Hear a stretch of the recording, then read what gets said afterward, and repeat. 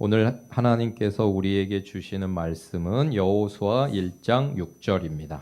여호수아 1장 6절 말씀 우리 한 마음 한 목소리로 함께 읽어보겠습니다. 시작. 강하고 담대하라. 너는 내가 그들의 조상에게 맹세하여 그들에게 주리라 한 땅을 이 백성에게 차지하게 하리라. 아멘. 다시 한번 힘찬 목소리로, 다른 사람의 목소리에 묻혀서 내 목소리가 안 들리는 일이 없도록 한 마음 한 목소리로 다시 힘차게 한번 읽어주세요. 시작. 강하고 담대하라.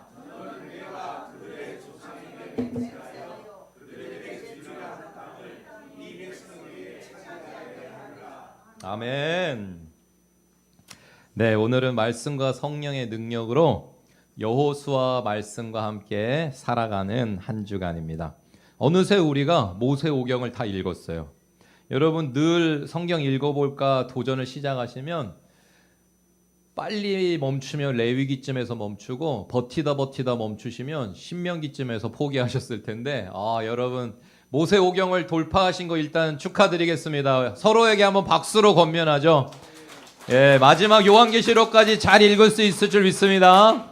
예, 이번 주에 여호수아 우리가 함께 읽는 한 주간인데요. 먼저 우리 성경 읽기의 중요성과 필요성 우리 한번 선포하겠습니다. 하나, 성경은 하나님의 말씀이므로 매일 읽고 묵상해야 합니다. 둘, 성경은 우리를 향한 하나님의 사랑의 표현이기 때문에 매일 읽고 묵상해야 합니다. 셋, 성경은 우리를 위한 하나님의 계획을 담고 있기 때문에 매일 읽고 묵상해야 합니다. 넷, 성경은 우리를 구속하기 위한 하나님의 은혜이기 때문에 매일 읽고 묵상해야 합니다. 다섯, 성경은 우리를 진리로 인도하기 때문에 매일 읽고 묵상해야 합니다. 여섯, 성경은 우리에게 하나님을 계시하기 때문에 매일 읽고 묵상해야 합니다. 일곱, 성경 읽기는 모든 그리스도인들에게 선택이 아닌 필수 요소입니다. 아멘. 그래서 이제 모세오경을 넘어서 여섯 번째 성경인 여호수아, 언약 백성으로 이제 한 국가가 되어진 이스라엘의 초기 역사를 기록하고 있는 책이 여호수아인데요. 기록자는 불확실이라고 되어져 있죠.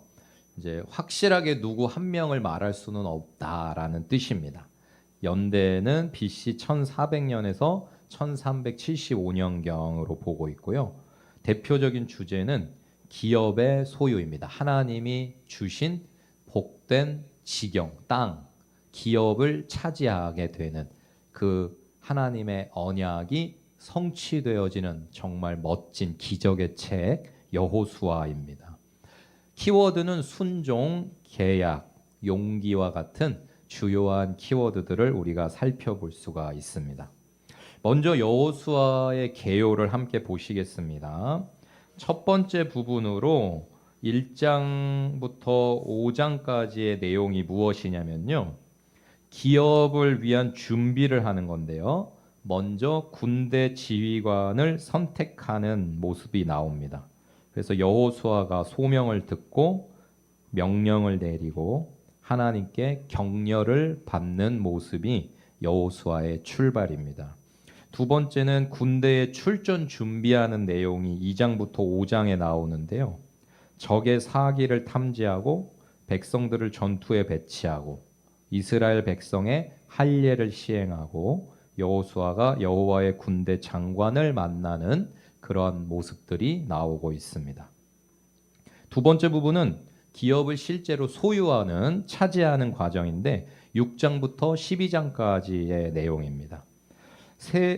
크게는 이제 세 부분으로 나눠져요. 첫 번째는 중앙 지역을, 가나안 땅이 우리나라처럼 남북으로 길게 생겼거든요. 근데 중앙 지역을 차지하는 부분이 먼저 나옵니다. 그래서 순종을 통한 정복, 여리고를 순종으로 정복하는 부분이 나오고, 아간의 죄로 인해서 아이성을 이기지 못하고 패배하는 모습이 나오게 됩니다. 그리고 다시 회개를 통해서 승리하는 모습이 나오고 율법에 의한 하나님의 축복, 에발산과 그리심산을 하나님께서 축복과 저주의 산으로 지정하시면서 하나님 앞에 늘 그 두 가지가 함께 있음을 그 두 산을 볼 때마다 에발산과 그리심산을 볼 때마다 하나님 앞에서 하나님 백성으로 살아갈 때 늘 축복과 저주가 있다. 어느 쪽을 선택할 것이냐를 눈으로 시청각으로 늘 상기하면서 복을 선택하는 삶을 살아가라는 그러한 하나님의 말씀 우리가 살펴볼 수 있어요. 그래서 여러분 우리가 살다 보면요. 늘 승리만 할 수는 없습니다. 늘 잘 되기만 할 수는 없고요. 늘 건강하기만 할 수도 없어요. 우리가 저 모습을 보면서 알 수 있듯이 순종을 통해서 이기기도 하지만 불순종함으로 패배하기도 하는 것이 한결같을 수 없는 연약한 우리 인간들입니다. 그래서 하나님 말씀대로 그냥 하루에 한 바퀴씩 돌라고 그러시다가 7번째 날은 7바퀴 돌라고 그랬더니 여리고를 무너뜨리셔서 승리케 해주셨는데 순종하자 승리였거든요.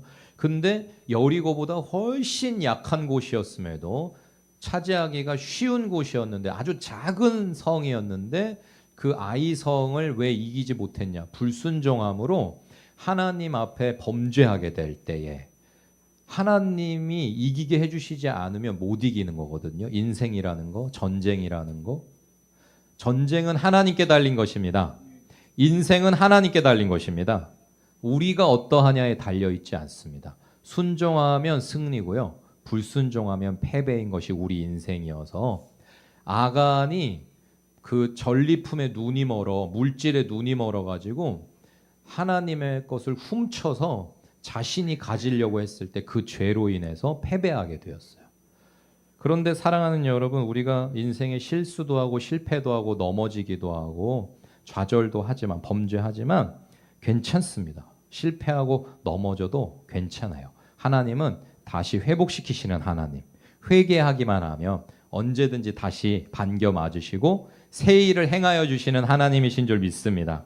그러므로 오늘 이 시간 그리고 한 주 동안에 하나님 앞에 늘 우리의 마음과 삶을 살피면서 회개를 통한 승리를 누리시기를 축복드립니다.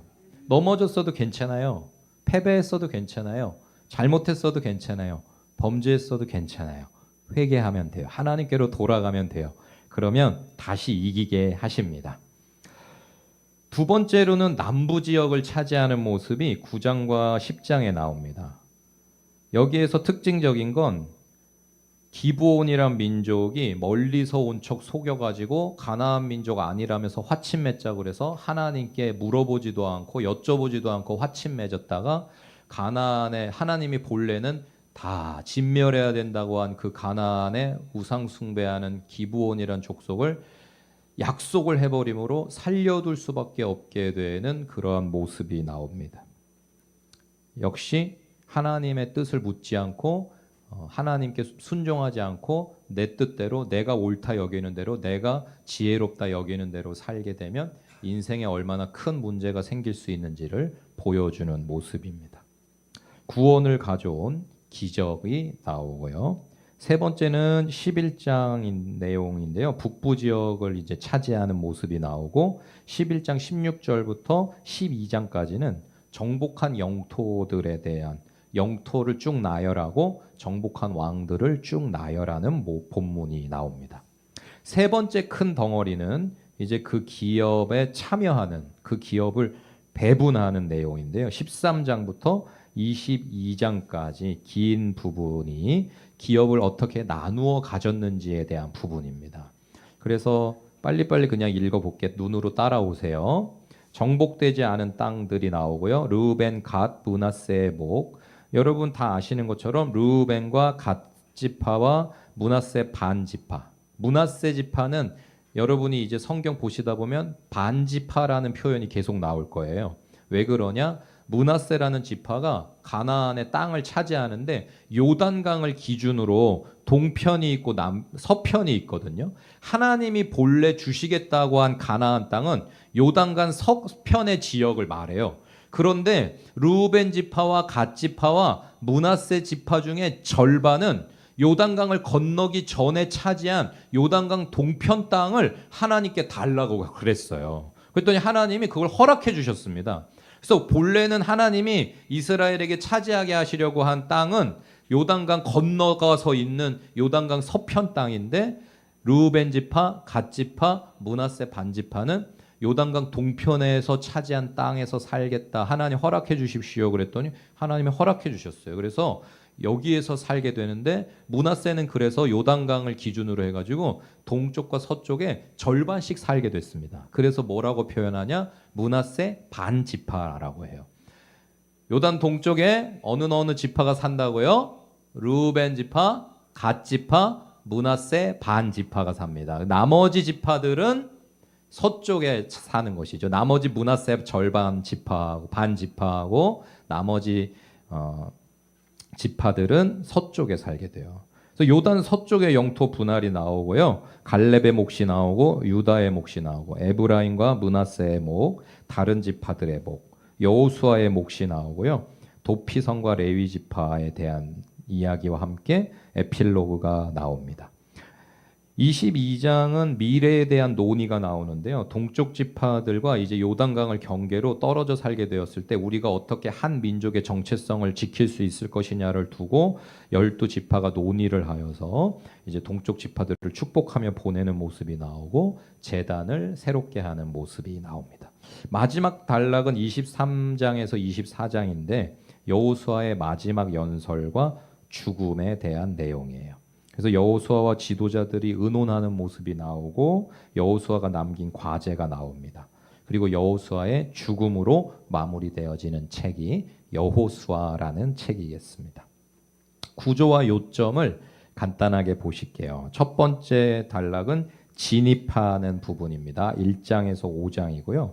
이스라엘 백성이 여호수아의 지휘 아래 요단강을 건너 약속의 땅에 진입합니다. 먼저 여호수아가 모세를 이어 이스라엘 인도의 사명을 받고 가나안 입성을 준비하는 진입 준비의 모습이 나오고요. 언약궤를 앞세워서 요단강을 가르고 걸어서 요단강을 건너는 가나안 입성 장면이 3장과 4장에 나옵니다. 언약 의식을 행하는 모습이 5장에 나오는데요. 광야에서 시행하지 못했던 40년 동안 시행하지 못한 할례 의식, 하나님께서 아브라함을 택하실 때부터 내 백성 내 민족이란 표시로 할례를 행하라는 명령을 주셨는데 그것을 쭉 노예 생활 동안에도 뭐 제대로 잘 하지 어려웠겠죠. 그러고 광야 40년 동안에도 이제 제대로 시행이 되지 못하다가 이제 하나님의 약속의 땅을 차지하기 위해서 다시 할례 예식을 행하며 유월절 애굽을 탈출하면서 하나님이 우리를 구원하신 그 사건을 우리가 설날을 지키는 것처럼 유대인들의 설날은 뭐냐? 유월절입니다. 애굽에서 탈출할 수 있도록 하나님이 10가지 재앙으로 애굽을 치셨던 그것을 기억하는 절기, 애굽의 설날 유월절로 이제 다시금 가나안 땅을 차지하는 첫 출발을 하게 하십니다. 그래서 사실 전쟁을 앞두고 절기를 지키라고 하신다? 여러분 사실 전쟁을 앞두고 있으면 전쟁 준비를 해야 되잖아요. 근데 전쟁 준비를 하는 게 아니고 하나님께서는 가장 중요하게 뭘 하라고 그러셨냐면은 유월절을 지키라고, 할례를 행하고 유월절을 지키라고. 그래서 여러분 유월절이라는 절기 방금 설명드린 것처럼 하나님이 우리를 구원하셨다라는 것을 늘 기억하는, 매년 기억하고 믿음을 새롭게 하는 게 절기의 가치예요. 의미예요. 하나님이 절기를 지키시라고 한 목적이거든요. 그것이 우리에게는 뭐 주일 예배라고 할 수 있겠죠. 여러분 주일 예배 우리가 왜 일주일에 한 번씩 모여서 주일 예배로 지킵니까? 의미가 뭐죠? 목적이 뭐죠? 무엇을 기리는 날이죠, 이 날은?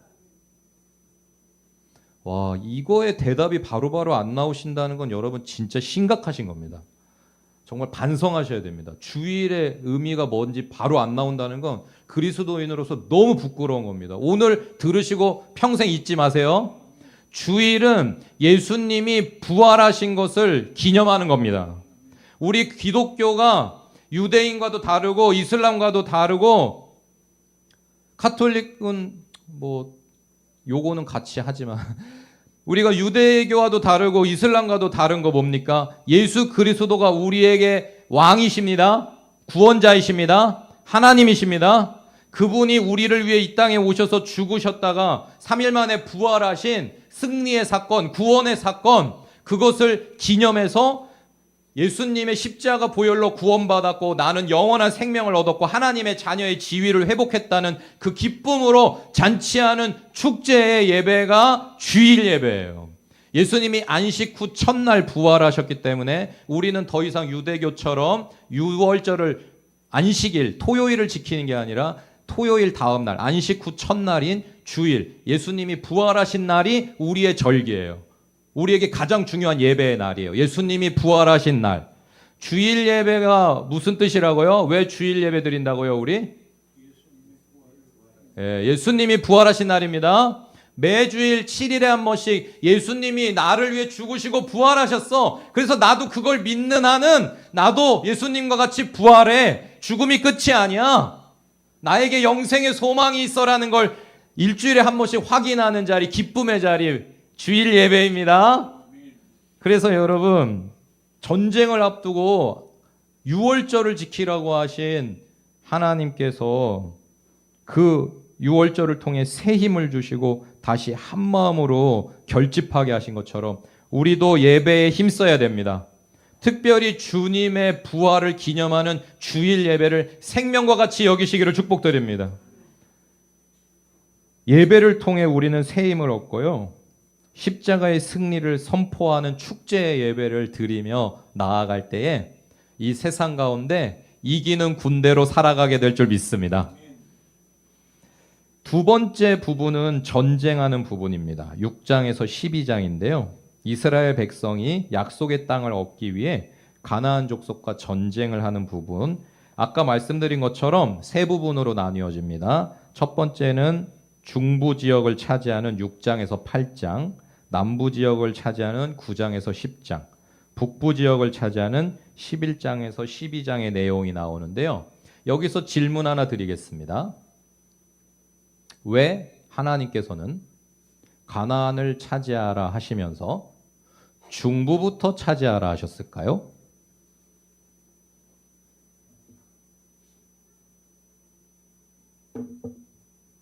왜 중부 허리를 끊고 들어가라고 하신 걸까요? 하나님께서. 사실 어떻게 전쟁하는 게 효과적일까요? 남쪽이 됐든 북쪽이 됐든 끝에서부터 쭉 밀고 내려오든 올라가든 하는 게 양쪽에서 에워싸이지 않을 수 있는 방법이잖아요. 지금 남북으로 긴 나라를, 영토를 차지해야 돼요. 전쟁을 통해서 이겨야 돼요. 그러면 밑에서부터 쫙 싸워서 올라가든지 위에서부터 쭉 싸워서 내려오든지 해야 위아래에서 협공당하지 않을 텐데 하나님은 그냥 가운데로 들어가라고 하신 거예요. 중부 지역부터 차지하라고. 왜 그러셨을까요? 허리를 네. 쳐야 네. 양쪽에 힘을 작게 쓰죠. 못 쓰죠. 중간을 쳐들어 네.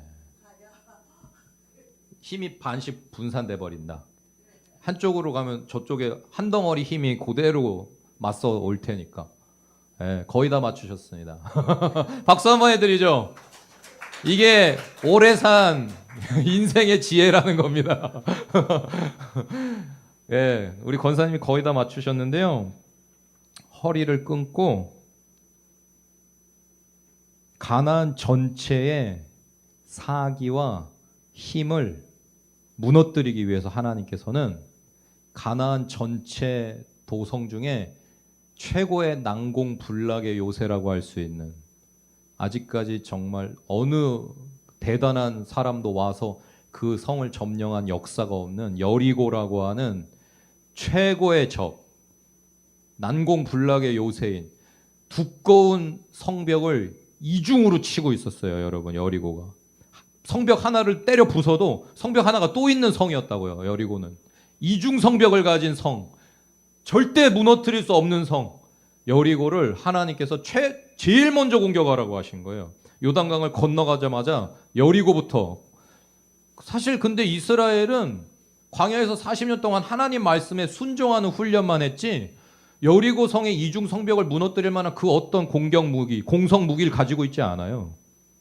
두꺼워서 뭐 때려 부술 수도 없는데 무슨 공성 전차가 있어도 부수기가 어렵고 하나를 때려 부순들 하나가 또 나타나는 그런 여리고인데 하나님이 거기부터 공격을 하라고 하셨습니다. 어떻게 해요? 아까 말씀드린 대로 첫날부터 여섯째 날까지는 하루에 한 바퀴씩 돌아. 마지막 7번째 날에 7바퀴를 돌라고 하셨어요. 순종해서 돌았을 때 하나님이 외치라 하실 때 여호와의 이름과 여호수아의 이름을 외칠 때 그냥 무너졌습니다. 여리고의 이중 성벽이.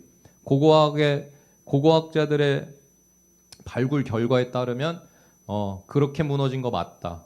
왜냐하면 고고학적인 그 유적의 흔적이 그냥 밖에서 때려 부숴가지고 안쪽으로 넘어간 게 아니라 그냥 바깥으로 성벽들이 다 알아서 무너진 형태를 취하고 있음을 확인할 수가 있었습니다. 하나님이 무너뜨리셨습니다. 여러분, 싸움은, 전쟁은, 인생은 하나님께 달린 겁니다. 살고 죽고 모든 거, 건강하고 뭐 병들고 부유하고 가난하고 하나님께서 다 통치하시고 하나님께서 다 섭리하시는 것입니다. 하나님이 이기게 하시면 이기는 겁니다. 하나님이 지게 하시면 지는 겁니다. 그 대단한 여리고를 이기자 어떻게 됐습니까? 온 가나안에 여리고가 함락됐다는 소문이 순식간에 퍼져나갈 때 모든 가나안의 민족들의 간담이 녹아내렸습니다. 여리고가 무너졌어? 그러면 우리는 못 이기겠는데? 이렇게 돼버린 거예요. 그러니까 원래는 다 같이 힘을 모아서 우리 땅을 차지하려고 하는 이스라엘을 우리가 싸워서 이기자 그러면 이길 수가 없는 거예요. 게임 자체가. 근데 모든 가나안의 종족들이 여리고가 무너졌다는 소리를 딱 듣는 순간에 다 어떻게 됐냐? 아, 우리는 죽었다. 이렇게 됐어요.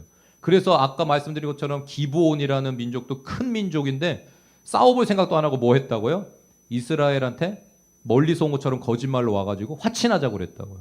나머지 지파들은, 종족들은 그냥 다 이미 마음에서 무너져서 이스라엘 우리가 이길 수가 없어 이렇게 돼버렸기 때문에 하나님이 그냥 순적하게 차지할 수 있게 해주신 것이죠.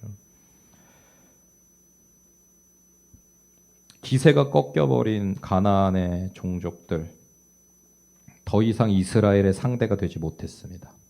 중부가 무너지고 남부가 무너지도록 북부는 와가지고 남부랑 협공을 했으면 정말 유리했을 텐데 그런 생각을 못하는 거예요. 하나님이 가나안의 모든 민족들한테 이스라엘에 대한 두려운 마음을 주셔가지고 남과 북이 연합해가지고 가운데 있는 이스라엘을 치면 얼마든지 이길 승산이 있음에도 싸울 생각 자체를 못하는 거예요. 그러다가 그냥 자기 자리에서 다 망한 거예요. 협공을 해왔으면 이겼을 텐데 그냥 이미 마음에 졌다고 무너져가지고 그냥 이스라엘이 치는 대로 하나하나 다 점령당한 겁니다. 저와 여러분의 인생도 우리 은혜로운 교회의 싸움도 그와 같으시길 축복합니다. 하나님이 앞서가시고 우리는 순종하기만 할 때에 하나님이 이기게 하시는 인생 되시길 축복합니다. 하나님이 하라고 하신 거에 순종하면서 따라갈 때에 중부를 차지하고 남부를 차지하고 북부를 차지하는 은혜로운 교회가 되시기를 축복합니다. 얼마나 멋집니까? 세 번째 부분은요. 13장부터 21장 전쟁을 마치고 가나안 땅을 제비 뽑아 지파별로 분배하는 부분이 나옵니다. 성경에서 제비 뽑았다고 하면 이제 저와 여러분이 오해할 수가 있는 게 이 지파는 운 좋아가지고 이렇게 좋은 땅 걸렸구나. 제비 뽑았는데 이 지파는 운이 없어가지고 이렇게 조금밖에 못 받았구나. 이렇게 오해할 수가 있습니다. 그런 게 아닙니다, 여러분. 우리가 그냥 제비 한번 뽑아볼까? 이런 게 아니에요. 뭐 사다리 탈까? 이게 아니고요. 성경에서 제비 뽑는다라고 하는 건 뭐냐면은 하나님 뜻을 여쭤볼까라는 뜻입니다. 한번 따라해 보시죠. 하나님 뜻을 여쭤보자. 그게 뭐라고요? 제비 뽑자. 그러니까 이스라엘은 제비들 딱 두고서 기도하고 자 지금부터 제비 뽑는 거 이거 누구 뜻이다? 하나님 뜻이다. 그래서 거기에 마음에 차지하라고 하는 그 가나안의 우리 집한 여기, 우리 집한 여기 막 이런데 어느 집한 이만해요. 근데 어느 집한 요만해. 근데 모든 12지파가 다 순종했게요, 안 했게요? 순종했어요. 왜요? 누구 뜻이시니까? 하나님 뜻이니까. 하나님 뜻 거스르면 어떻게 되니까? 패배하니까요. 죽으니까요. 하나님 뜻에 순종해야 어떻게 된다? 승리한다. 산다. 그러니까 땅이 크다 작다가 중요하다 안 하다. 땅이 보기에 옥토다 아주 그냥 살기 어려운 그런 땅이다. 이게 중요하다 안 하다. 우리가 정말 이 세상에서 행복하게 건강하게 승리하면서 풍요롭게 사는 거는 누구에게 달렸다? 땅에 달린 게 아니고 환경에 달린 게 아니고 스펙에 달린 게 아닙니다. 인맥에 달린 게 아닙니다. 뭐에 달린 겁니까? 하나님 뜻이냐 아니냐. 하나님 함께 하시냐 함께 하시지 않냐. 하나님 말씀이냐 아니냐가 달린 줄 믿습니다. 이스라엘 12지파와 같이 하나님이 너 여기다. 그러면 거기이십니다, 여러분. 하나님 너 여기다. 그러면 거기이십니다. 여러 교회가 있습니다. 여러분 맘대로 무슨 쇼핑하듯이 교회를 골라 잡는 게 아니고 하나님께서 너는 이 교회에 섬겨라. 너는 이 교회에 섬겨라. 그러면 그 뜻을 따라갑니다. 우리는. 제가 아무리 은퇴할 때까지 은혜로운 교회에서 담임 목회하고 싶어도 하나님이 어느 날 저에게 야 이승환 목사 너 이제 어디로 가. 그러면 전 어떻게 해야 됩니까? 가야 되는 거예요. 여러분이 아무리 은혜로운 교회 뼈를 묻고 싶으셔도 하나님이 어느 날 갑자기 여러분 누군가의 마음속에 야 은혜로운 교회보다 훨씬 약하고 아무것도 없고 담임 목사님 사모님 둘이서 지하에서 개척해가지고 목회하시는 그 교회 가서 섬기라고 그러시면 어떻게 해야 됩니까?